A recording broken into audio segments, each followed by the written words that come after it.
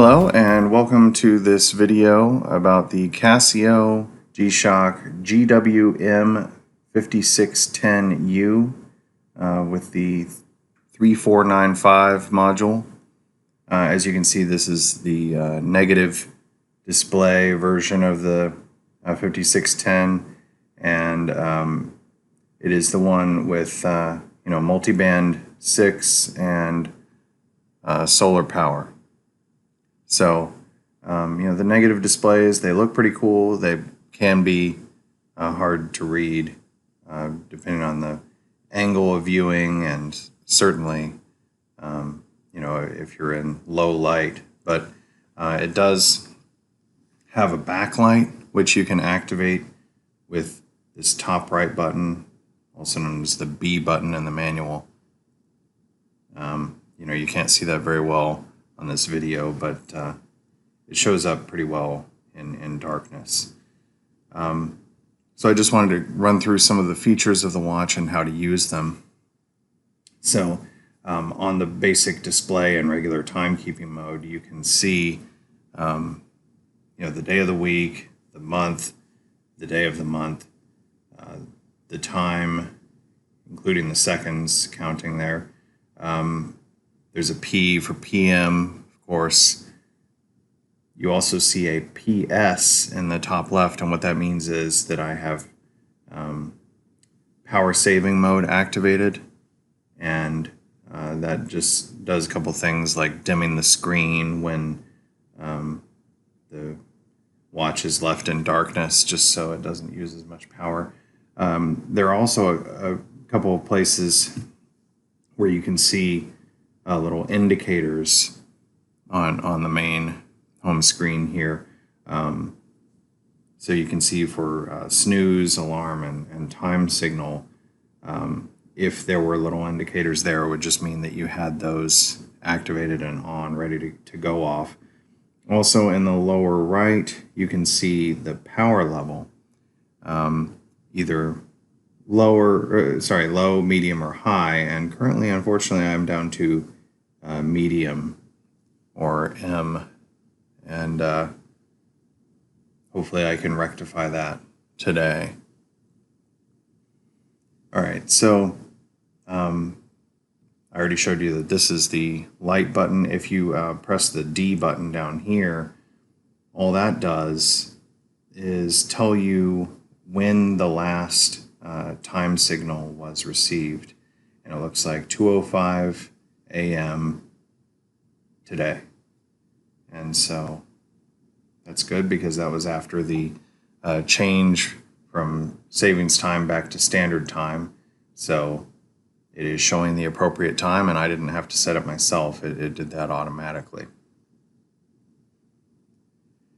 Okay, so some of the other features of the watch can be accessed by pressing this mode button, which is also known as the C button in the lower left. You can go into world time mode, and that shows an alternate time zone of your choosing. I have it set to UTC, or the Coordinated Universal Time. So that's 5 hours ahead of my time zone.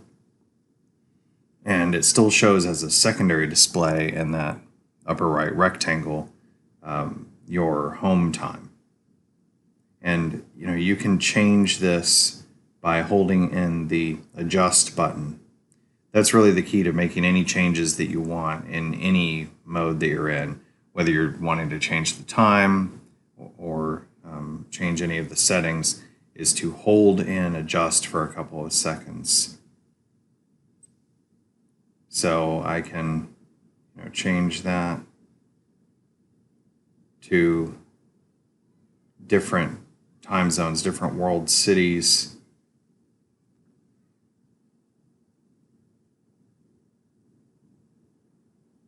And I'm putting it back to UTC, but you can move east or west. So east using the D button, west using the B button.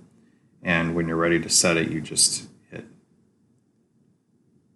A once, and you are ready to go.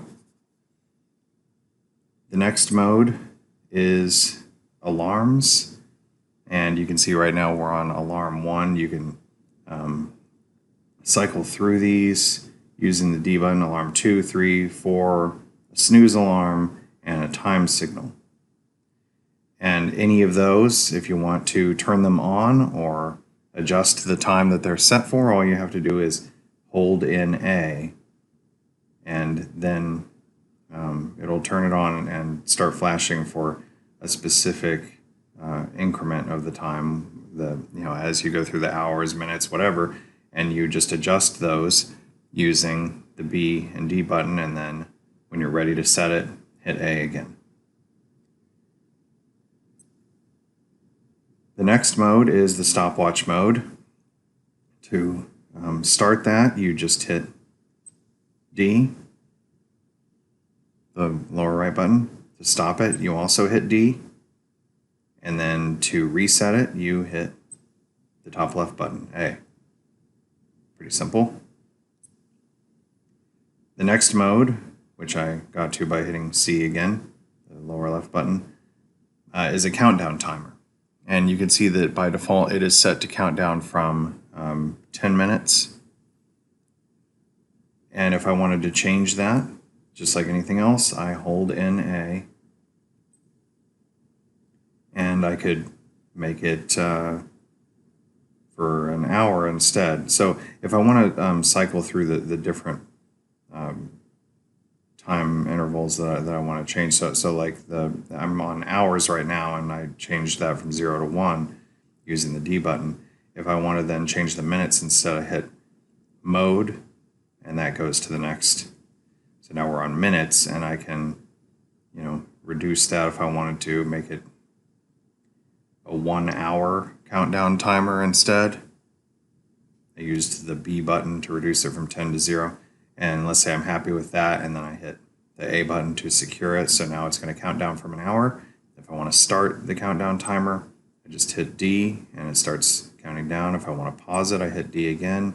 If I want to reset it to the original time, I hit A.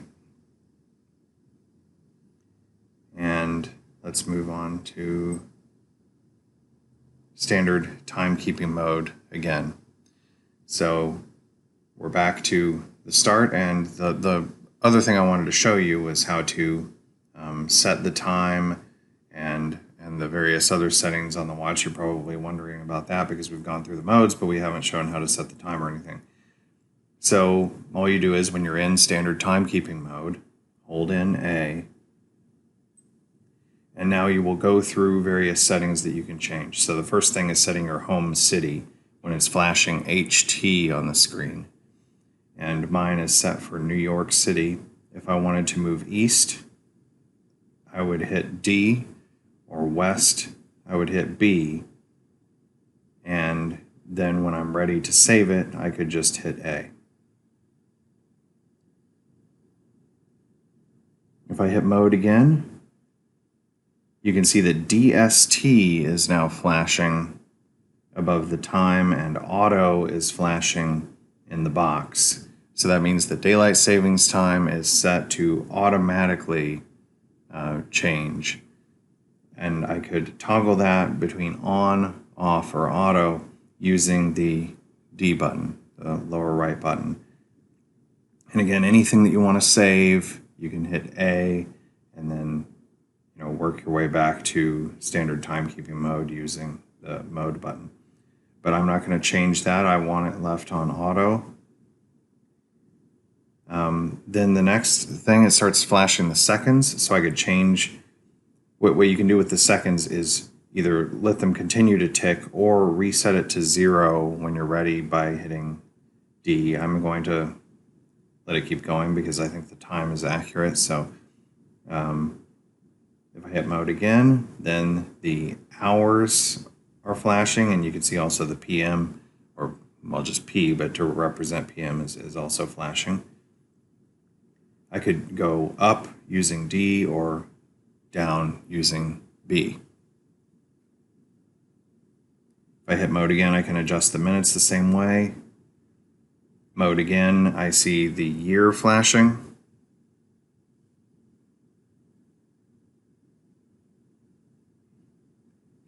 month, then the day of the month, and once again, for any of these, when they're flashing, you can increase with D and decrease with B, and you can save with A, but I'm just moving through them because I don't want to change them right now. Then the next thing that flashes is 12H, meaning it's in 12-hour mode. So if it's like that, then of course it shows a P for PM. It just won't show anything on the screen when it's AM.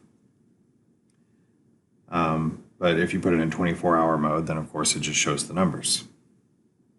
I'm leaving it on 12-hour mode.